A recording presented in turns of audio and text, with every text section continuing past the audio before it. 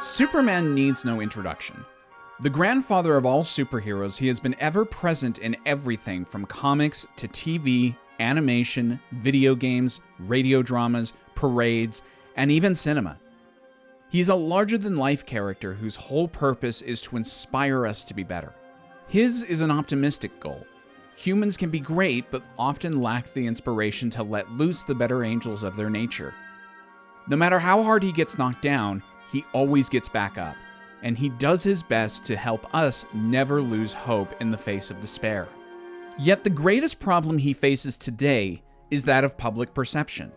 He's often seen as too powerful, too righteous, and too clean-cut. Other heroes like Batman and Spider-Man are easier to relate to because they have decidedly human problems and constantly struggle with questions that you or I might face. They also have a fairly finite set of powers or abilities, so it's easy to see how they can be challenged. Modern adaptations of the Man of Tomorrow have tried to tackle these criticisms in a few ways, sometimes moving so far from the core of the character so as to make him almost unrecognizable. I think the greater problem is a lack of public knowledge and exposure of the character now. Thanks to Batman's success in the 90s with his films and critically acclaimed animated show, and Spider-Man's equal success shortly afterwards, Superman has been left behind, often having the title of your grandfather's superhero with negative connotations. Anyone who has actually bothered to delve into Superman stories beyond the cinema will find that many creators are doing wonderful work that is going unseen. The death of Superman's story in the 90s wasn't as much about the monumental feat of killing off the Man of Steel as it was about seeing how Superman affected the DC universe and what he stood for. The animated film Superman vs. the Elite and the comic story it is based on dramatizes a philosophical argument over Superman's morality and why it's not an outdated relic for our modern cynical times. The Superman and Lois TV show for the CW shows Superman being a parent and chronicles how Clark both deals with his responsibilities and raising children. Basically, there are many stories out there already demonstrating that Superman is a compelling character in his own right beyond the symbolism. And what I think the character needs now is a modern, critically acclaimed film to demonstrate that he is as interesting and relevant as any other superhero.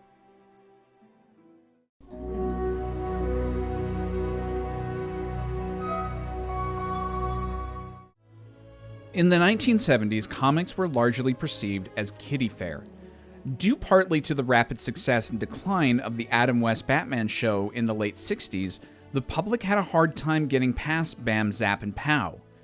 Plus, the image of Superman was still the kid-friendly icon of George Reeves and his successful show from the 50s, which actually included the first theatrical DC film, Superman and the Mole Men, released in 1951.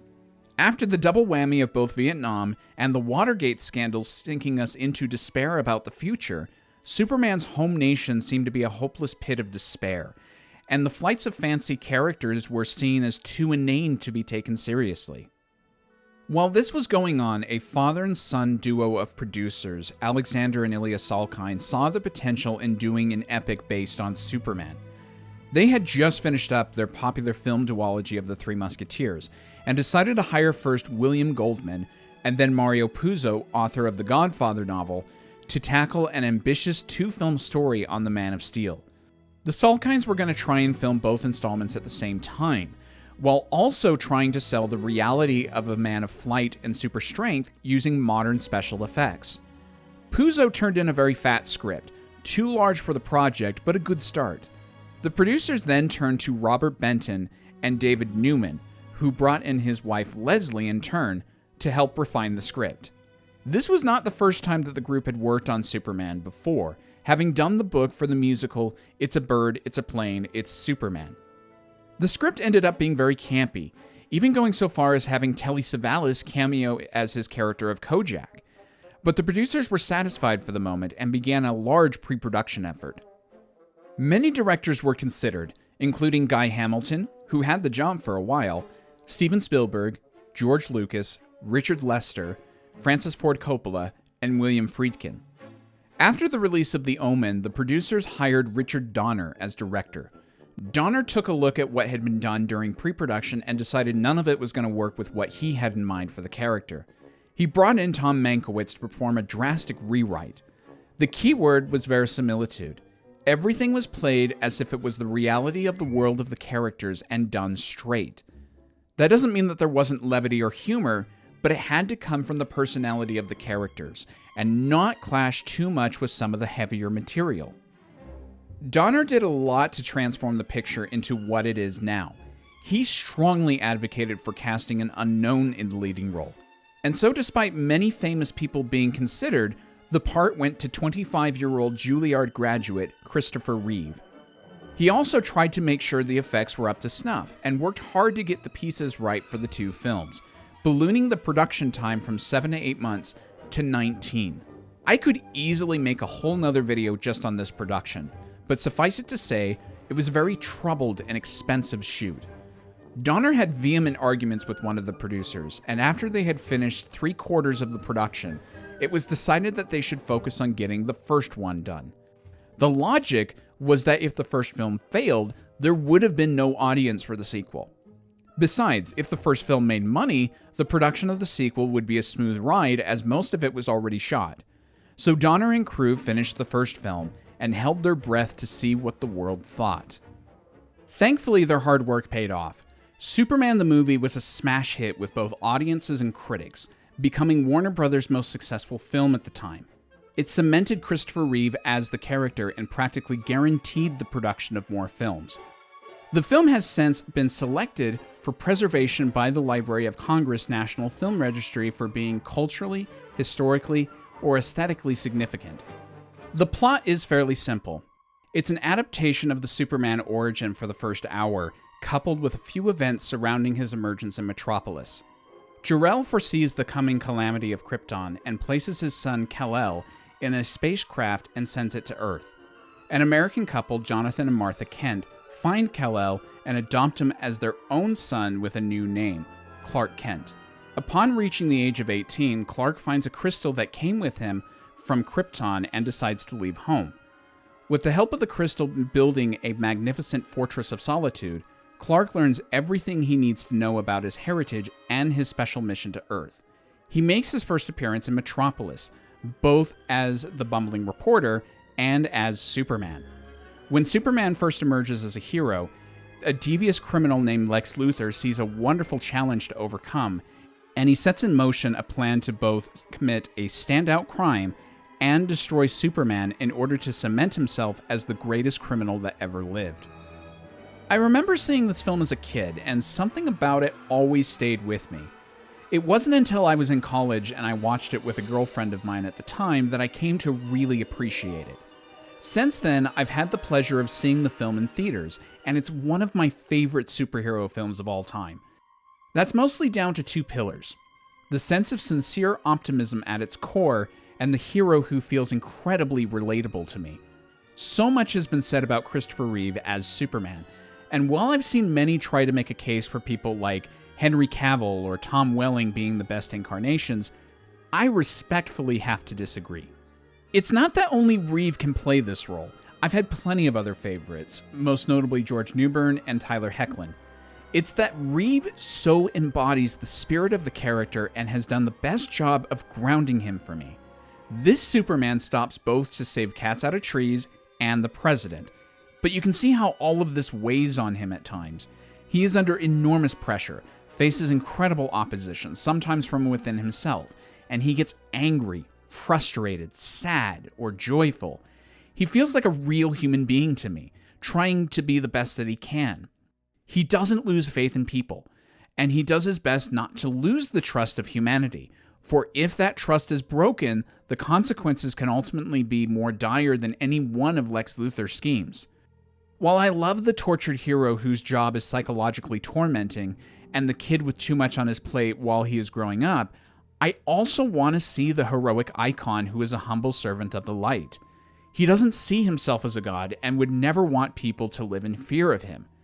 In the recent decade or so, we have had two characters in superhero cinema that stand for a lot of the same things that I love about Reeve's Superman, and that is Chris Evans' Captain America and Gal Gadot's Wonder Woman. I'm not saying that I want every superhero to be exactly like them, But variety is important, and it's refreshing to occasionally return to the archetype of the one who kickstarted this whole idea of the modern superhero. Donner was smart to hire established actors to help support Reeve in the picture.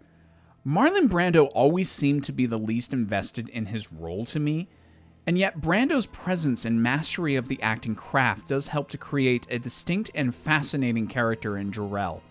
For understandable reasons, Gene Hackman's Lex Luthor is vastly different to how we think of the character now. While this Lex is very campy at times, it's a fun, egotistical performance that occasionally crosses over into warped genius territory.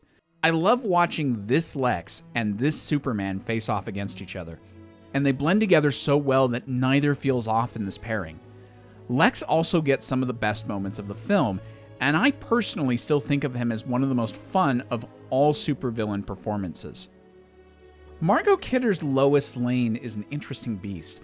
She never struck me as drop-dead gorgeous like I often see the character portrayed in modern media, but she has such great chemistry with both of Reeve's personas that I find myself fully invested in this relationship. I wish more superhero couples would take inspiration from Kidder's casting. I'd rather have a plain Jane that really clicks with their co-star than a bombshell that can somewhat believably act. Kidder is such a pitbull with Clark, and I love how she is dismissive of him. Yet in the face of Superman, she becomes overwhelmed and starstruck. I get why Lois and Clark are interested in each other, which is going to be important for the sequel. Plus, their flying scene in the middle of the film is still one of the most romantic scenes I've seen in a superhero film. The rest of the cast is fantastic as well. Glenn Ford doesn't get a lot of time as Jonathan Kent, but he makes the most of it, and I can see how Clark is influenced by this man. Jackie Cooper's Perry White doesn't get enough love, but he's right up there with Gene Hackman as getting some of the best laughs in the film. Ned Beatty's Otis may be a little too goofy for some, but I can't imagine this film without him, and he's fun to pair up with Lex. And I might also have a soft spot for him because some of the humor around him reminds me a lot of my dad. Mark McClure doesn't get much to do in really any of these films, but he's always a fun face to see at the Daily Planet, and you can see how he and Clark would be friends. The action is pretty terrific. I'd hesitate to call this an action picture, but what is here is the kind of stuff I want to see in a Superman film. Superman's first reveal to the public is simply iconic. It sends chills down my spine as it's a near masterpiece of an introduction. The stakes are obvious. We get comedy, we get tension, and we get the ecstasy of heroism in the nick of time. It's so good and immensely rewatchable. The music is also terrific. It's John Williams. He was on such a winning streak, and a lot of his best material came from the 70s. After creating such classic original scores as Jaws, Close Encounters of the Third Kind, and Star Wars, he steps up to the podium specifically to try and give the character of Superman a theme worthy of his stature, and naturally gives us one of the best pieces of character music ever. In fact, its shadow is so large that it has even been used over versions of the character that have little to do with Donner's.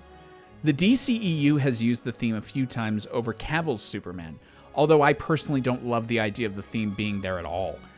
The TV show Smallville has used the theme a few times, most notably with the final scene of the show, and there are even animated series that have the theme over their title sequences. But the rest of the music is pretty great too. Lois's theme is a great underscore to the relationship, the Lex Luthor theme oddly fits the fun of the character, but my favorite music beyond the main theme is the Krypton material. It's haunting, mysterious, and grand. The version that plays as Clark travels over the Arctic tundra is one of my favorite bits of John Williams' scoring ever. I also need to give a shout out to John Barry's production design of this film. No set feels out of place or incorrect. The Daily Planet is exactly what I imagined the planet of the 70s should look like. The Kent farm feels just right, and Luthor's lair is filled with so much fun details that I wish I could just take a walking tour through this set. But like John Williams with his score, it's the Krypton material that arguably has had the most influence afterwards. It's a frozen land with crystals and reflective material. It perfectly fits the complacent society that allows its own annihilation to happen, and yet it feels wondrous. The Fortress of Solitude is my favorite set in all of these films, and I've not seen too many depictions of this location in other media that have strayed too far from this representation. The major criticism of this film that I hear is that it's too long at 2 hours and 20 minutes. I'll agree that it feels a bit slow if you're itching to get to the superhero stuff, but I would argue that it's an epic that's necessarily taking its time to tell Superman's story. While the backstory is relatively simple, it takes a while to dramatize, and if you go through it, you find that we don't actually spend a lot of time at any one part. I've seen 2 longer cuts of this film, one at 2.5 hours and a 3-hour version, and I gotta say, the filmmakers did a remarkable job editing this film down to something more manageable. It's still fairly entertaining at the longer lengths, but I'm stunned as to how tight and well executed this film is at its standard length.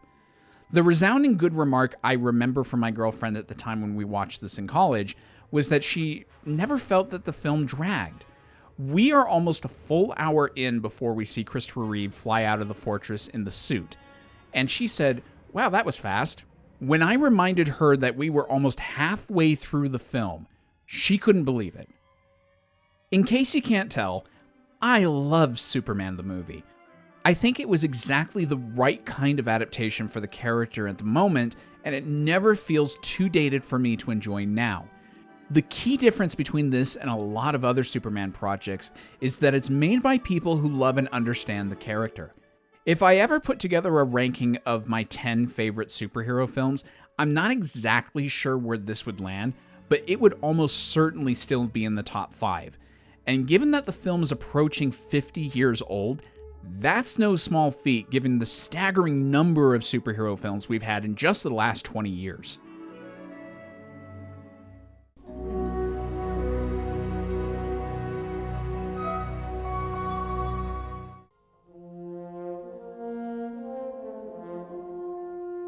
Despite the success of the first film, there was uncertainty over the fate of the sequel.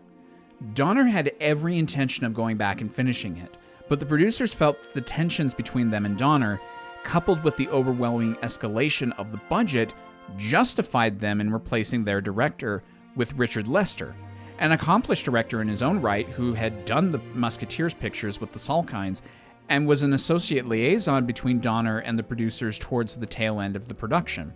Firing Donner did result in problems for the second film. First, since it wasn't completed, substantial scenes had yet to be shot, like a lot of the material with the Kryptonians, and some actors and key crew members refused to come back to help finish production, including Gene Hackman, Tom Mankiewicz, and John Williams. Secondly, Lester didn't care to try to emulate Donner's established tone for the universe, and so a lot of what was filmed was going to have to be tossed aside anyways for Lester to have his own creative voice and credit on the project. So the actual production time ended up being a bit more than it would have been previously, and Superman 2 came out over a year later. The critics and audience reception to the film was very kind, though less so than the first film. 2 decades later, through some fortuitous events, Richard Donner was enticed back to re-edit Superman 2 using as much of his completed scenes as possible, and thus Superman 2 The Richard Donner Cut was released in 2006 to tie into the upcoming Superman Returns. I'll talk about both cuts separately, though they largely share the same story and cast. Let's do the Lester version that was released back in 1980. Superman 2 is a direct sequel to the first film. The Phantom Zone containing Zod is actually passing by Earth, and a bomb thrown into outer space by Superman during one of his adventures breaks the prison, and Zod and his henchmen are freed. Because of the yellow sun, they all have identical powers to Superman and head towards Earth to conquer it. At the same time, Lois has discovered Superman's secret identity, and the two head to the Fortress of Solitude for a romantic getaway. In order to live a life with Lois, Superman's mom tells Clark that he must give up his powers and become an ordinary man. He does this thinking he has served humanity enough and deserves his own shot at happiness. This obviously is a short-sighted mistake, as Zod's conquest of the Earth is extremely successful, and he issues a challenge to the son of Jor-El with the fate of the planet at stake. Lester's version is quite a bit more comedic, injecting more outright silliness and trying to keep everything light. This obviously clashes with what Donner shot, so the bare minimum of Donner's footage remains and Lester is allowed to fill in the blanks with whatever he wants. After seeing what he does with Superman 3 without any pre-existing material to work with, I'm quite amazed the film is as good as it is. It tackles some compelling ideas, like the notion of Superman living a life with Lois and what that means for his larger mission. Plus, it gives Superman a physical struggle that isn't the often rehashed kryptonite. Christopher Reeve and Margot Kidder continue their great chemistry from the first film, and I'm invested in seeing if the two can make a life together. Gene Hackman returns, and while he's not as fun as he was in the previous film, he does still contribute positively, though it's very obvious in places where a double is used for his extra scenes. The new additions to the cast are actually people that we'd seen in the first film, the three Kryptonians. I think Non's more comedic bits are a bit misjudged, but I understand why they're here, and they aren't as intrusive as they could have been. The real standout is Terrence Stamp. He got maybe 4 or 5 minutes in the first film, and he does make an impression there, though he shines here. The colder side of egotistical arrogance and having an all-consuming lust for power and revenge, Zod is a force to be reckoned with. He's more of a physical brute than a character outright, but that's okay, and Stamp adds a lot to help personalize Zod into being someone memorable. Zod was never a very interesting character in the comics before this, and you'd be surprised how little he shows back up there, despite being a more prominent villain in the eyes of the public. It's thanks to this film that people even know who Zod is, and I'm convinced this film is the reason why Zack Snyder and crew went with Zod for Man of Steel. The production overall is a noticeable step down from the first in almost every way. Slashing the budget is an understandable step from a producer standpoint, but it's definitely hard not to be reminded of it throughout the film. When I compare a shot of Superman flying in this film and having Ken Thorne's rendition of the theme behind him, I don't think I could mistake it as being a scene from the first film. It's definitely serviceable, but it's a bit jarring watching this right after spending time with the first film. Thorne is taking perfectly wonderful material from Williams and just re-recording and mixing it, while adding a few things of his own. Robert Painter is doing a very different visual palette from the late Jeffrey Unsworth in his cinematography. Peter Merton's sets feel distinct from the reused John Barry sets. You get the drift. The major pitfall for me with this one is some of the Lester additions. Most of it works fine, and I don't think you'd really notice if you didn't know the production history of the film. However, some of the extra overt bits of humor are very hit and miss for me, such as several gags when Zod and his crew are using their super breath on the crowd of Metropolis. The choice to substitute Lara for Jor-El is another understandable decision, but I hate how it messes with some of the thematic purposes of those scenes if you view 1 and 2 as one complete story. I'm glad this picture has a huge injection of action from the last film, and most of it is really good, but the final bit in the fortress is something I have a hard time with. The addition of new powers is a major misstep for me. Some of them are taken from the comics, but I don't really think that's a great justification for having them here. The problem is if you don't have a finite offering of powers or a set power level for Superman, the audience feels cheated because it feels like Superman's powers are at the whim of the writer. This especially becomes a problem in the later sequels, and it adds to the perception of Superman being so powerful that he can't really be challenged. Donner clearly defined Superman's powers in the first film. Yeah, the time travel bit seems jarring, but I always thought of that as an extension of a power that we had already seen Superman display, super speed. The telekinesis beams, the projections, and the plastic S shield make it crystal clear we have different hands behind the wheel here. Finally, I should discuss the magic kiss. Now, I do like the reasoning why Superman does this to Lois. She's hurting so bad from the knowledge that they can't be together, and as she says when Superman tries to tell her that she'll meet someone else, he's a tough act to follow. But the idea of Superman having magic kisses is just plain silly. Plus, I'm curious as to how far back Superman can wipe a person's memory, as in Superman 4, he erases a far smaller chunk of time than this one. Lester's Superman 2 is kind of a marvel considering its history. Taken on its own, it's a fine enough follow-up to the first film, with some ideas and scenes that are on par. Yeah, the Donner footage helps, but Lester makes some genuinely smart choices of his own at times. But a lot of smaller moments threaten the balance between comedy and a more serious dramatic piece. Honestly, I'd probably be even more praiseworthy to this if I hadn't seen the other cut. If this is the only version that you've seen, I can totally understand why this is a perfectly satisfying sequel to you, and I mean, you're not wrong. A lot of the admiration I had for Lester's version of Superman 2 went away when I saw the Donner cut. It's a problematic film as well, and not entirely because it's not a finished film, but it feels far more appropriate as a sequel and saddles dangerously close in quality to the first for most of its runtime. The major differences are the additions of some scenes with Jor-El replacing Lara entirely, the Kryptonians being a tad darker and more menacing, a stronger focus on Lois and Clark's relationship, a removal of most of the extra powers and comedic bits, and the ending. 4 of the 5 major changes work for me, the exception being the ending. Notwithstanding, I'm just so impressed with the new material, and I'm firmly in the camp that believes it was a mistake to fire Donner. Had this film been finished with 100% Donner footage and been allowed to have a different ending, these 2 films would have stood as the pinnacle of superhero films for me until Christopher Nolan comes along with his Batman films. Let's tackle these differences. Jor-El was cut from Superman 2 due, I think, primarily to money concerns. Marlon Brando would have taken a hefty chunk of the profits of the film, and so substituting Lara meant that the profit margin for the producers would have been higher. I sympathize with that, but Jor-El really needed to be the one here. His 2 scenes in the fortress are some of my favorites in any superhero film. The first film has often been noted for its Judeo-Christian roots in the story, and those carry through to this film. Here, you have a father and a son having an honest conversation about whether it's okay to have a personal life at the expense of the higher happiness serving humanity. You also have a terrific follow-up scene where Clark returns to confess his mistake and realizes the price of the restitution of his powers. This is one of the most human things in superhero movies I've ever seen. And what's great about it is that these are Kryptonians. We have godlike aliens sharing in some of our most intimate struggles. A lot of folks, myself included, have had to do a walk of shame back to their own parents and ask for forgiveness for a mistake they told us would happen.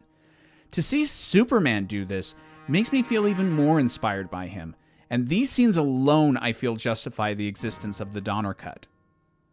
I already said I wasn't a fan of the sillier comedic overtones of the Lester version, and by removing a few small bits from the Kryptonian conquest and the battle in Metropolis, it makes a world of a difference for the 3 Kryptonians. Zod especially has a great moment where he grabs a machine gun from one of the soldiers in the White House after they have been shooting at him for a few minutes. Then he turns the gun on them, and they go down easily, smiling all the while. It's a dark bit that says so much about Zod and his character. Lois and Clark have a similar journey in this version that they had in Lester's, but the differences add up as well. Lois jumping out of a window to prove her theory about Superman's identity is such a fun idea that comes to us very quickly in the film, and I much prefer this opening to a typical Bond plot in Paris. There's a pivotal scene here that was hobbled together from screen tests of Reeve and Kidder, and while the continuity is a tad distracting, I love everything else about it. Lois has major balls to shoot Superman to prove her theory, and I believe in the moment she would have been gutsy enough to do this. But then comes the twist where she shot him with a blank, catching him in his lie. She gets so much respect from me for this scene, and it further solidifies them as one of the best couples in superhero films. Finally, there are a couple of bits at the fortress that I wanted to point out. In both versions, as Superman loses his powers, Lois is overlooking the scene. In the Lester version, she is just wearing a nightgown. In the Donner version, she is just wearing Superman's shirt and some socks. This isn't a blatant in-your-face moment, but it's a nice touch that helps to make the film feel more mature. Plus, there's a moment where Jor-El looks right at Lois. There's an ambiguity about this that I adore. Is Jor-El blaming Lois for Superman's mistake, or is he sympathetic that his son has found happiness much like he did with Lara? So cool.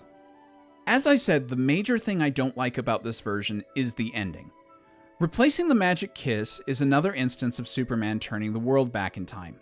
Originally, this was where the scene was supposed to happen. Remember that 1 and 2 were shot at the same time. 1 was supposed to have a different ending. but someone high up liked the idea and the effect so much that it was incorporated into the first film, with the idea that they would come back for 2 and figure out some other way to end it. This ultimately ended up not happening, so Donner was stuck with either having the magic kiss or turning the world back. I believe it was Mankiewicz that offered the argument that only Superman should kiss Lois, not Clark. I don't really buy that point, but it was enough to convince Donner. The main thing that I like about it is that it gives us one more new scene at the planet that I really like. But other than the obvious problem it creates of repetition, my issue with it is that certain scenes now don't match. There's a bit earlier with Superman destroying the fortress, which is now pointless since Superman reversed the world and I would assume the fortress gets rebuilt. The second scene at the diner really doesn't fit now. The bully shouldn't remember Clark, and if he doesn't, it seems like Clark is just stirring up some unnecessary trouble with a random guy, which doesn't really seem like Clark or Superman. Even as is, the Donner cut of Superman 2 is my preferred version of the film. It's more consistent with the first film, it's deeper, it's better paced, and it has some of the strongest scenes I've seen from any superhero film. Regardless of which version you prefer, I think I can safely say that Superman 2 was a success. Had it only been these 2 films, I think most of us would have cried foul and wanted to see more adventures. The producers and Warner Brothers were clearly happy with the success of these 2 films, and so more sequels were definitely on the way.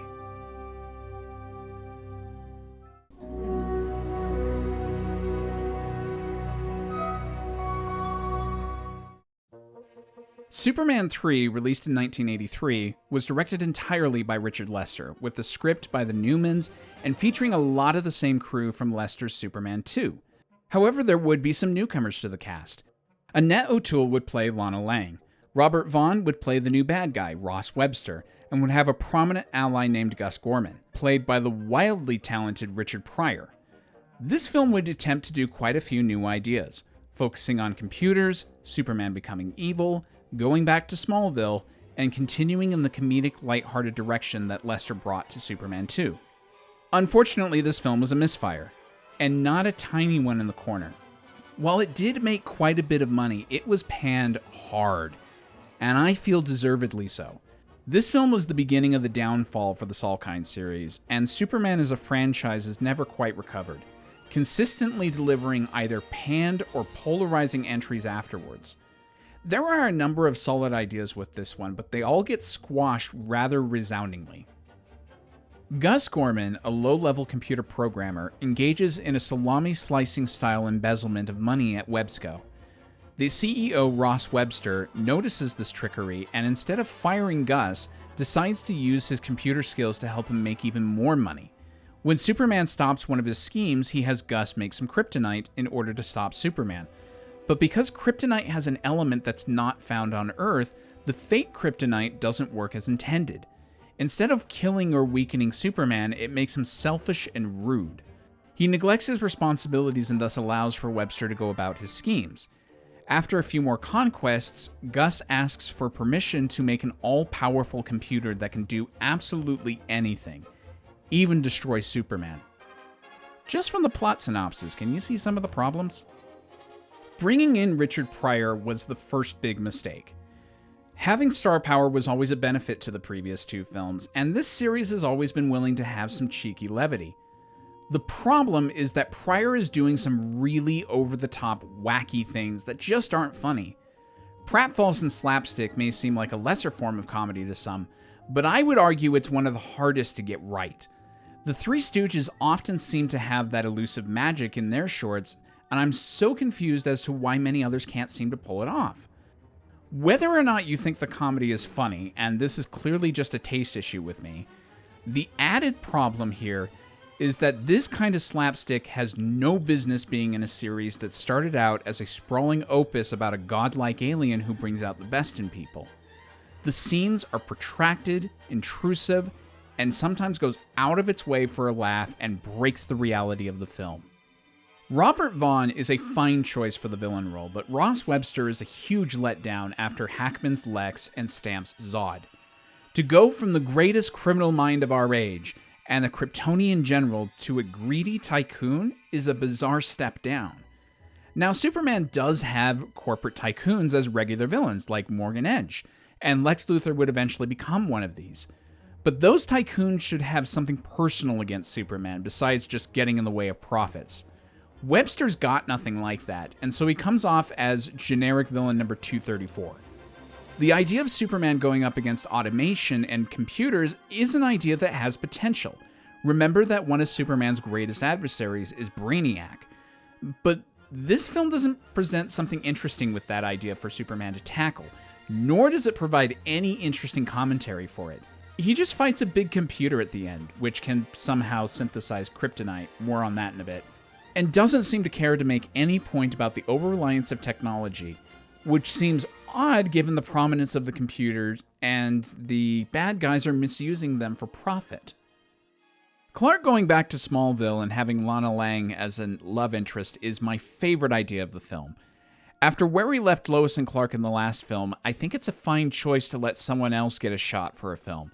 Plus, Lana has the interesting twist of being interested in Clark first and Superman second. It could have been really cool to see Superman feel more comfortable with Lana than Lois and maybe open up to her faster about his dual identity. Yet this Lana is so stereotypical and lacking in dimension that it becomes uninteresting very quickly. Annette O'Toole is a great casting choice for Lana, and if you've seen Smallville, you can see the actress has a real passion for this material.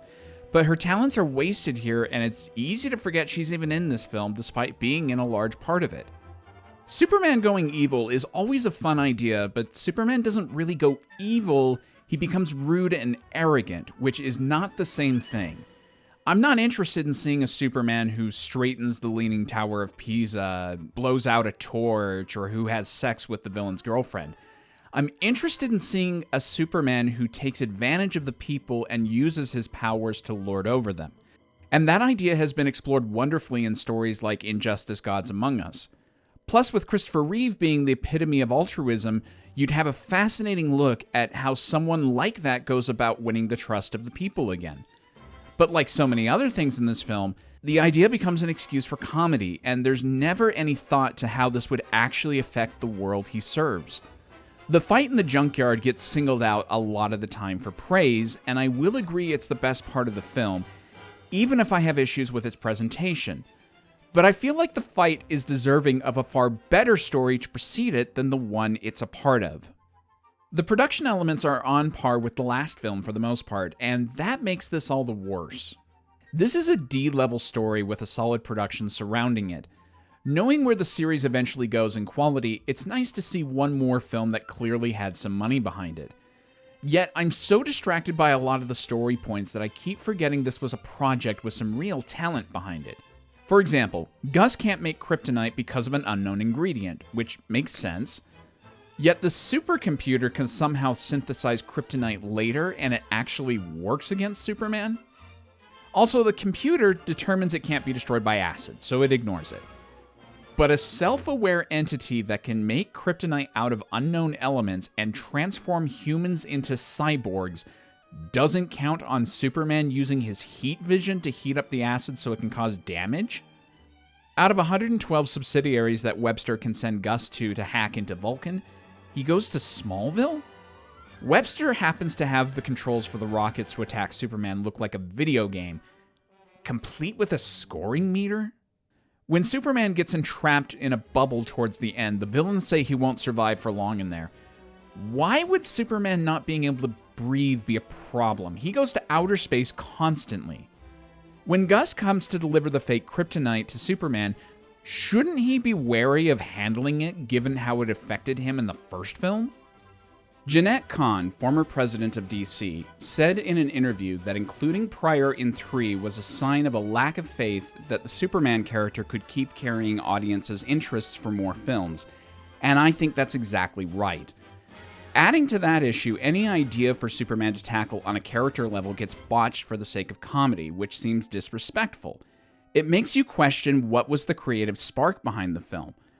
Obviously, movies happen because producers need money, but, I mean, what was the thing that inspired someone to go with this story and direction? And why did no one win the argument for doing a page 1 rewrite? After 2 grand films, one effectively making Superman relevant again, and the other tackling fascinating ideas, why did the filmmakers think we needed a broader comedy as a follow-up? Was anyone actually saying, yeah, Superman 2 was good, but if they added even more humor, it would have been amazing? And even if the producers thought that was what was warranted, I'm amazed at how unfunny this film is. I want to be nicer to it, but I had the hardest time sitting through it this last viewing. If Superman 4 hadn't have happened, I'm convinced that this film would have been regarded as being the worst of the franchise. It's a misguided sequel that I know has some fans, which somehow includes Edgar Wright, and to their credit, there is a worse one on the way. But before we get to that one, let's talk about a spinoff.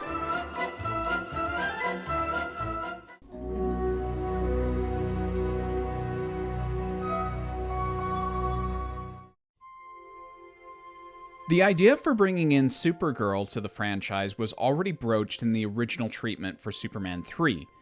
Ilya suggested doing her as her own film. It'd be an interesting way to avoid fatigue with the Superman character.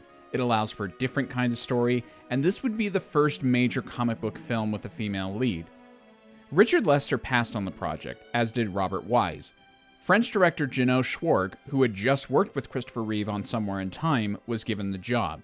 The other film which Schwartz was known for was Jaws 2, which was not a great critical success, though it was one of the more successful sequels monetary-wise at the time.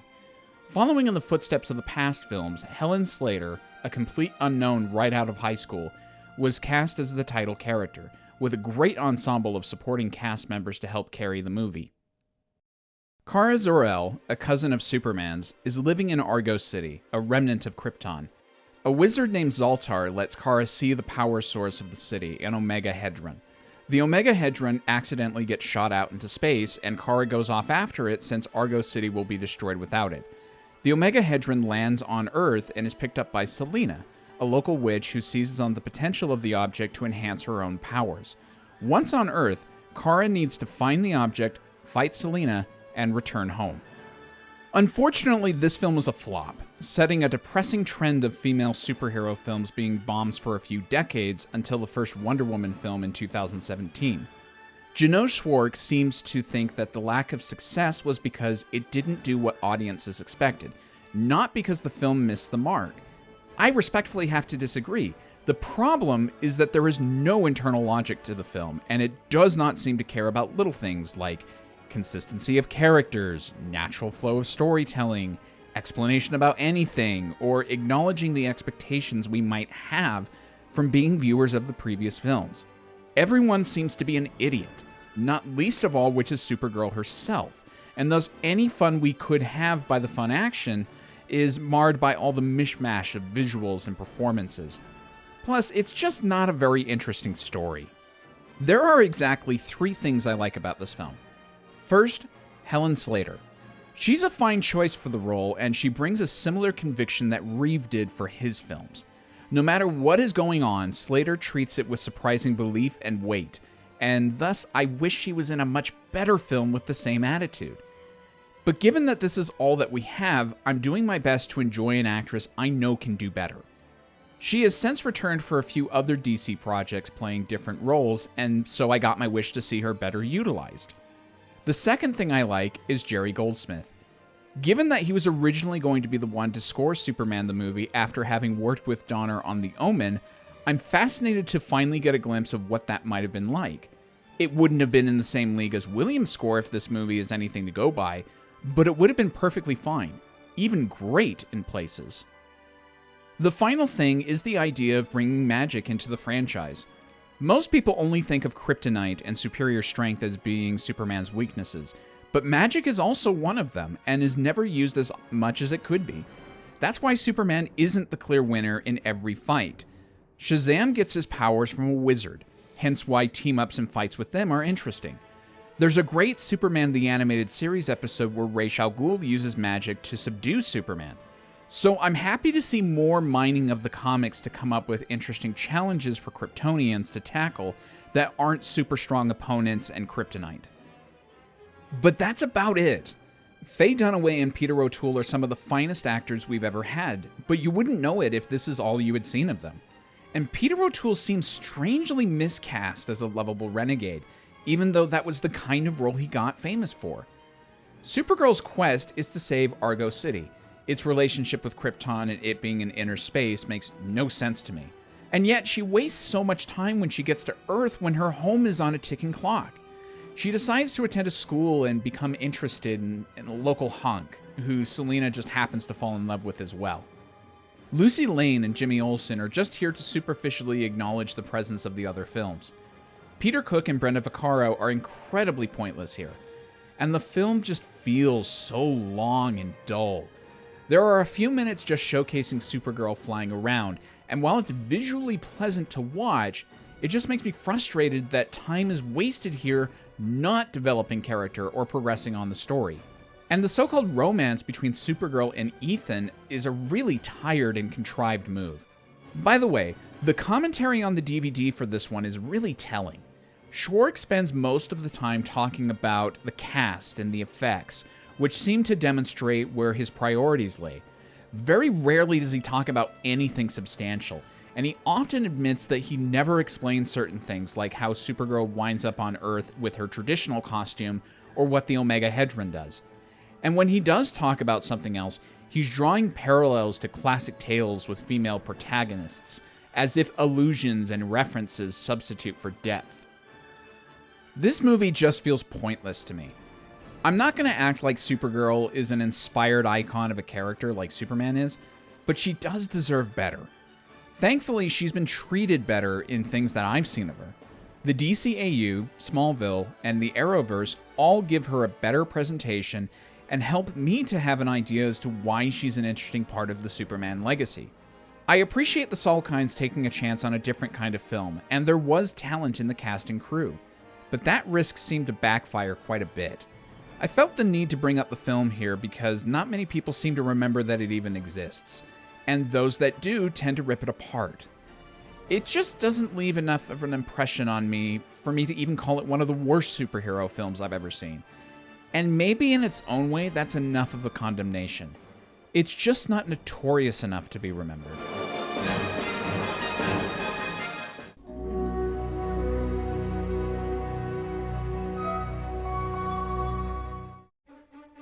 After two duds, the Salkinds decided to call it quits, and so sold an option for the series to Canon. If you know anything about Canon films of the late 80s, you'll know exactly why Superman 4 seemed doomed to fail. The studio had a lot of troubles at the time, mostly regarding financing and the lack of returns on their films' profits, and thus some films had their budgets slashed even while they were in production, which did happen to Superman 4.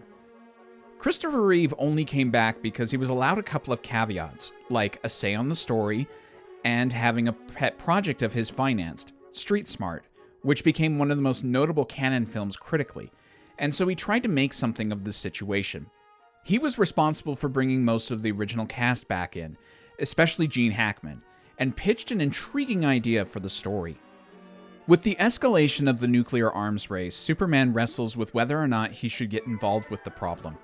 After the sensationalism caused by the new owners of the Daily Planet, Superman goes to the United Nations and announces he will be getting rid of all nuclear weapons. Lex Luthor, recently broken out of prison, creates a nuclear abomination to go up against Superman. With both the threat of annihilation by nuclear weapons and facing a powerful physical foe, Superman goes up against one of his greatest challenges yet. That last bit was sarcastic, by the way. Man, oh man. If you thought the last two films I covered here were bad, well, you'd be right, but trust me, Superman 4 is worse. This is one of my least favorite films of all time, and I'll tell you why. Naivety, chopped up script, rush pace, and a special flavor of who cares. Let me explain what I mean. Dealing with the question of how much Superman should take upon himself in helping humanity out is an inherently fascinating idea. Should he concern himself with just being a friendly neighborhood hero with an added responsibility of dealing with the superpowered problems, or should he make the tough calls since he clearly has the power to do so and he seems to have the right morality? How far is too far? Many other stories have dealt with whether there are or should be limitations to Superman's responsibilities, including Dawn of Justice. But as much as I have issues with that film, it at least does spend time discussing the issue and letting it soak into the film's foundations. This movie just has the nuclear arms just be a plot point for about 30 minutes, gives it a backseat while we deal with the nuclear man situation, and then resolves both of them in the final few minutes. This film isn't really about that question. It just provides some of the material for the first and second acts. Plus, it doesn't treat that question or the issue of nuclear arms with much intelligence. Superman's announcement is just applauded at the UN with no pushback from anyone except Lex. Not only is that making the issue so trivial that it demonstrates a severe lack of comprehension as to why nuclear arms is an issue in the real world to begin with, but it also completely misses why Superman being an overlord like that is a frightening prospect, no matter his moralities. Any film that glosses over these 2 points in order to have a big punch-up at the end and a tacked-on love triangle has no business including them in their story at all. This film had 45 minutes cut from its runtime, and while I'm not convinced that they would have made much of a difference in improving the film's story, it does help to explain why so many scenes feel rushed and haphazard. That extra runtime featured an earlier version of Nuclear Man, more focused on the love triangle between Clark, Lois, and Lacey Warfield, and a scene with Clark visiting his parents' graves in Smallville. The reason I'm not convinced they would have helped much is because having Superman both deal with the nuclear arms race and a physical presence like Nuclear Man seem like juxtaposing things that don't really belong in the same film. One takes away from the other, and they don't really thematically mesh. Take a film like Avengers Age of Ultron. That's a film that also tries to do too much in a shorter runtime, but all of the major subplots center on the thematic question of what the Avengers should be doing as their overall goal: helping people or saving the world. Those may seem like similar things, but one is reactive and the other is proactive. Saving the world, as Tony Stark would have it, is a level of involvement that essentially makes them as Greek gods, whereas helping people like Steve Rogers would have it is about keeping yourself and your power in check. As Steve says, trying to preemptively win the war before there is a war results in preventable devastating casualties. But in Superman 4, its major plots seem like forcing together different puzzle pieces. How does the situation with Nuclear Man inform Superman's decision to let humanity figure out the nuclear arms problem on its own? It seems pretty clear to me that Nuclear Man is just there for action's sake and not really to present Superman with a real dilemma. Now let's tackle the attitude of carelessness. This is visible in the production elements, the acting, and the story. Special effects don't egregiously kill a film for me if the rest of the movie is working, but since I laid out that the film isn't working for me, the special effects just make it worse. If you look at science fiction shows from the 1950s and 60s, the reason that we still watch them and love them has nothing to do with the quality of their effects. The effects are still noticeable and will take me out of a story for a second, but I'm much more forgiving if I was interested before the effect. I can still watch things like the original King Kong and War of the Worlds without dinging them too much for the special effects. Since I'm not with this film, the constant reuse of the same shot of Superman flying towards the screen is the perfect image to show how little care was given to this film. I'm not going to act like the quality of the effects doesn't matter to me, as one of the reasons Superman the movie still holds up is because I'm never thinking about Reeve on wires. But if neither the story and characters or the special effects are working for me, it's a double damnation. As far as the story goes, I've already touched on why the film fails thematically, but the problems are easier to see than that. A single scratch from Nuclear Man takes Superman out, but a green crystal can restore him easily. By the way, how many of those Deus Ex Machina crystals does Superman have lying around? I know Laura says this is the only one, but it seems very similar to the one from Superman 2, which, if they are similar to each other, then that lessens the impact of Superman losing his powers in that film. How come Nuclear Man can take Lacey into space without any problems? A sliver of sunlight is all Nuclear Man needs to recover his energy, despite there being a scene with him inside a building with no direct sunlight. Superman suddenly has telekinesis in his eyes, can use his heat vision through a wall, and make doorbells ring. Superman's reuse of the magic kiss and the flying scene with Lois from the first film just to make himself feel better seems so out of character for him. How does dropping Nuclear Man in a reactor kill him? When the script isn't concerned with the dozens of questions like this that pop up during the runtime, why should I invest myself in any of its story, characters, or commentary? There are just minor things about this film that I kinda like. An early scene in Smallville with Clark refusing to sell the farm seems like it would be a decent thing to include in a film that questions Superman's place in a modern world. Despite the huge downgrade in performances, Margot Kidder and Gene Hackman do add quite a bit of life to their respective scenes. Lex's scene with Superman just before the first Nuclear Man fight is all over the place, but there are some good lines. I like the new color palette of the Fortress of Solitude and one of the lines that a council member says, "If you teach the people to put their faith in any one man, even yourself, you are teaching them to be betrayed." Of course, that line is ruined when the word betrayed gets repeated melodramatically a few times. Despite clearly being filmed in an existing office building that looks quite different from the original Daily Planet, I actually kinda like the new look. Finally, I think it's really cool to have Alexander Courage do the music here, using a few new themes from John Williams. Courage, of course, wrote the theme for the original Star Trek show, and that is what he is best known for. What you might not have known is that he served as an orchestrator for many well-known films. Orchestrators are typically people who come in and take the notes on the page and help flesh them out a bit, like assigning some of the parts to different sections. He worked on a couple of the Planet of the Apes films, the original Star Wars, 2 Indiana Jones films, and even the original Superman. So it's nice to see him get a shot at composing duties on a major film for once. Superman 4: The Quest for Peace is the absolute bottom of the barrel for the franchise, and everybody seemed to know it. Christopher Reeve pulled John Cryer aside during production of the film and confessed that he knew it was going to be bad, and he has since gone on record saying that he regretted doing it. The series lay dormant for 19 years, and Christopher Reeve's unfortunate accident ruled out the possibility of doing any more films with him. On the one hand, Superman doesn't need any more films tarnishing his good name. On the other hand, Reeve was consistently solid in all 4 of his films.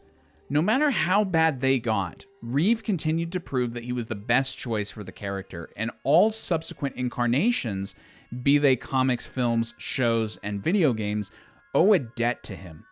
He so embodied Kal-El that this influence has worked its way back into the original character, and he has since been based on Reeve's performance countless times. We've had so many wonderful actors make a splash in their respective roles in superhero films, but I think few have achieved what Reeve has done. That's an impressive feat from an unknown Juilliard graduate to still be recognized that strongly, and with such an accolade over 40 years later.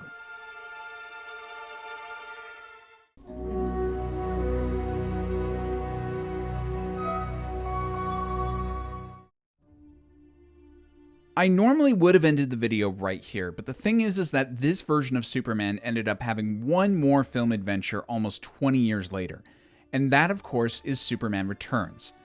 The journey to get from Superman 4 to Superman Returns is paved with fascinating stories, with a myriad of talented creators trying to tackle the challenge. The most notable of these was a film covering the death of Superman by Tim Burton and Nicolas Cage.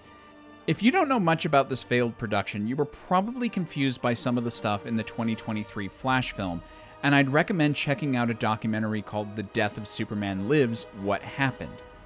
Eventually, Bryan Singer was brought on board. He seemed like a good choice. His first 2 X-Men films were celebrated by the public, and while he wasn't a big comic book fan, he was a fan of Donner's original film. With a budget of over $200 million, Singer was determined to update the character for contemporary audiences while trying to hold on to what made the first film work. This film ignores the events of 3 and 4, continuing the story after 2. Superman leaves Earth when scientists supposedly discover the remains of Krypton. After not finding anything, he returns and sees that his absence was ill-timed. Lois Lane has become a mom and is now in a relationship with another man. But the bigger issue is that Lex Luthor was released from prison on a technicality and has inherited a fortune.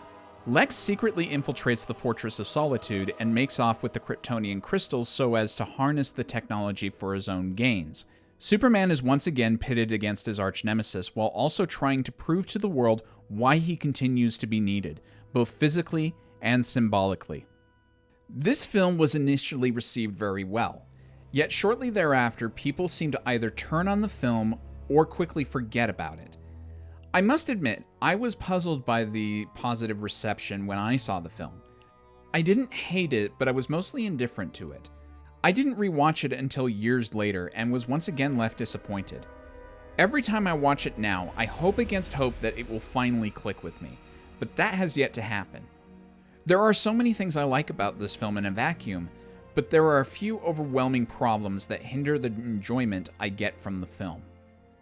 Superman leaving Earth was always going to be somewhat contrived if this is supposed to be the Christopher Reeve incarnation. Leaving to find Krypton is the exact kind of error that giving up his powers for Lois was. He puts himself and his own wishes before the people. I don't have a problem with Superman in general doing that from time to time, but I have a hard time buying the Christopher Reeve version doing that immediately after seeing the consequences of that mistake in Superman 2.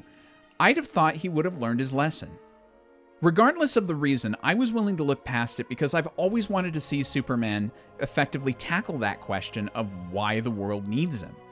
This is a little too spelled out early for us when Lois somehow wins a Pulitzer for the article Why the World Doesn't Need Superman, but it's a fair question. Even during the production of the original films in the 70s, most wondered if Superman was too outdated, and that's only been magnified since the rise of Batman and many other superheroes. I would submit not, based on my own personal beliefs and experiences, but the argument is a valid one to discuss and would have been a new thing for Superman to explore in a film. However, the film only talks about the Man of Steel as a powerful savior, and that leaves me depressed. Is the only important thing about Superman his powers? If so, then why does he continue to resonate with people long after his debut and after many others have come along with similar powers? Is there much symbolic about Superman, or is he just a physical beast who tries not to cross the line into Dr. Manhattan territory? Much like every film since 2, this movie doesn't seem to fully follow through on any interesting questions it might have tackled. The cast here seems to be filled with solid choices. Kevin Spacey is an inspired choice for Lex Luthor, and he blends the fun of Hackman's Lex with a more modern and sinister version, much like Michael Rosenbaum did with Smallville.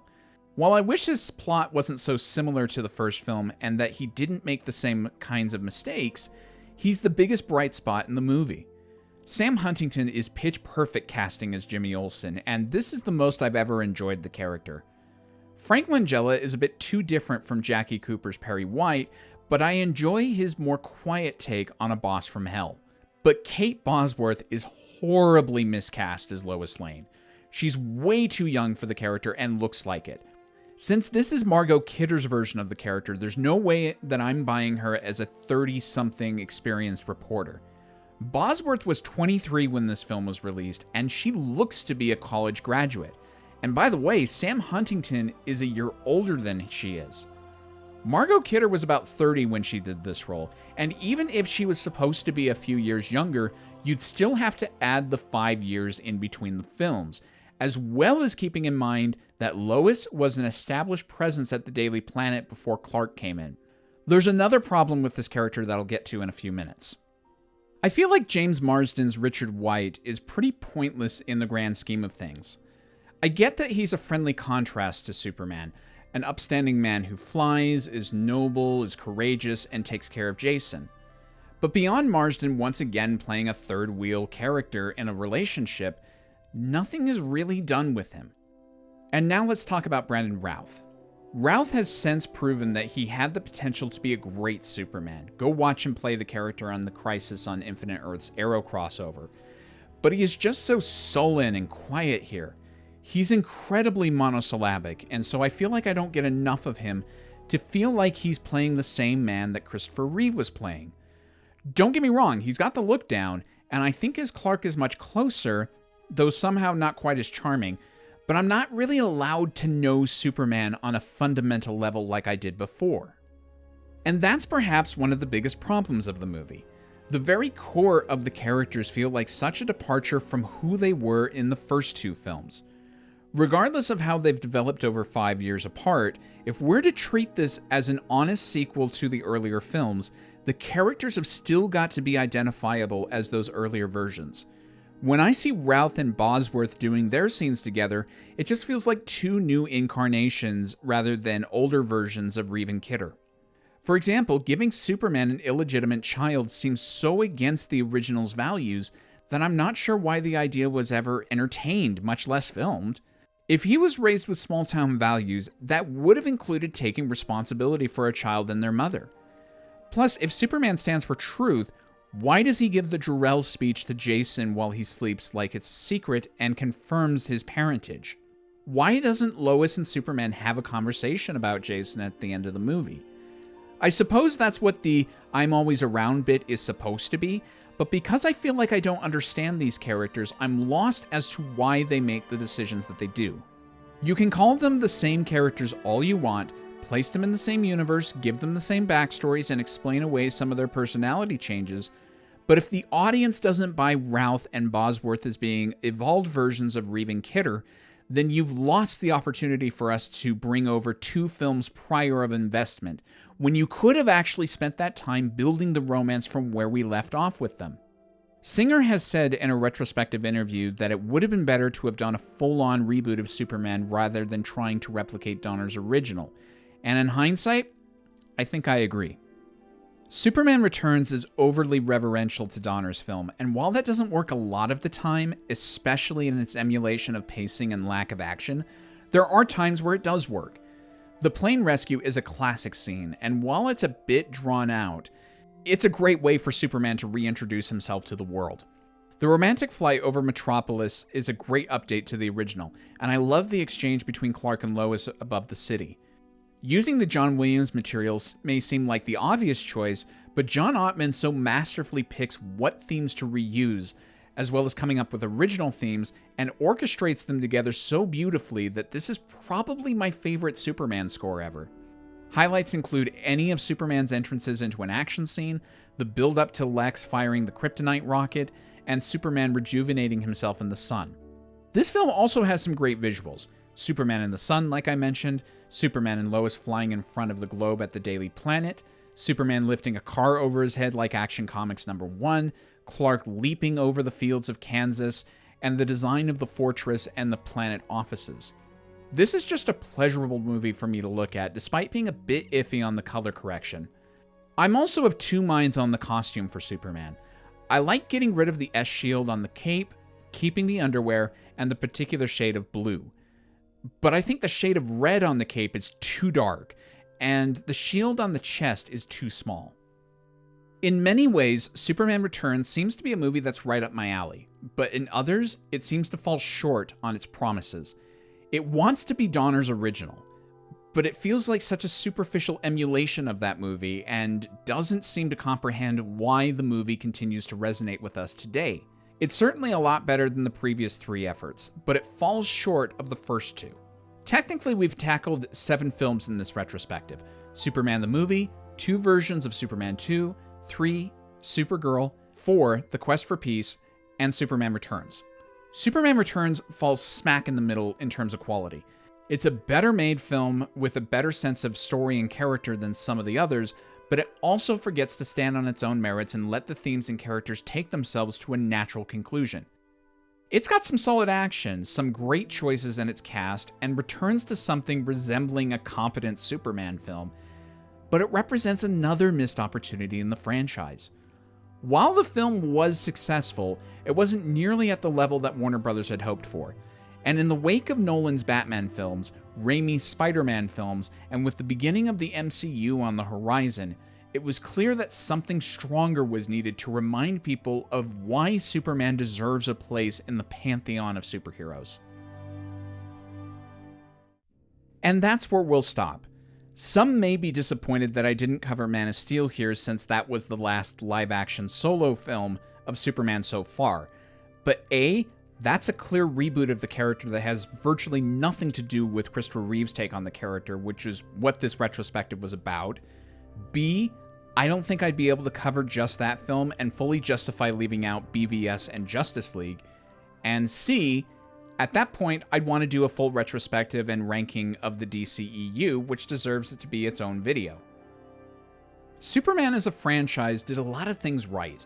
It's the first real example of a superhero being taken mostly seriously and treated as more than superficial entertainment. It does not rely on name recognition alone to carry its appeal. It tries to do real stories with the character that would stand up as good cinema, as well as give us fantastic action. It also paved the way for other great efforts to come that would herald a new golden age of superhero films. Tim Burton's Batman is more of a direct influence on a lot of the films that came afterwards, but that movie is certainly looking to Superman the movie for guidance. These are two diametrically opposed movies in tone, but 89 takes the right lessons from the films a decade before. You need a strong understanding of who the character is at its core and make a film surrounding that icon that plays true and fair with all of its elements. While I'm not as big of a fan on that film's take on Batman as I am Nolan's reinvention, it was a good student learning from a film that I would still consider to be one of the masters of the genre.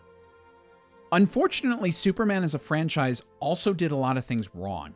It tried to inject new elements that clashed with most of what had come before, and after that, overcorrected and became pale imitations of the earlier efforts with little heart and soul. And if there's one thing a Superman movie should never be missing, it's heart. Superman as a character is all about a sincere hope that we can be better. Kal-El brings out the best in us because he sees what we can be and is inspired by it as well. It's a cyclical relationship where we are inspired by an alien who is inspired by us. Donner and crew understood how powerful that idea can be, and all of the best stories to have come after that have never lost sight of Superman's true purpose as an icon. Plus, the first two films knew how to make Superman feel human, and it flies in the face of the criticism that Superman is too powerful, too clean, and unrelatable. I can't wait to see what James Gunn does with the character in the upcoming Superman film, and I feel like he's someone who gets who Superman is. In an interview, James Gunn listed his 5 favorite comic book films, and Superman the movie came in at number 2. Listening to him talk about it, I feel like he might have a better handle on the character than previous filmmakers. Unlike what has been said by one of them, Superman is already cool, and doesn't need to be thoroughly redrawn in order to work for today's world. If ever we needed a symbol for sincerity, goodness, and hope, it's now. And I truly hope we will get that same feeling we got with the original Superman films again someday in the future.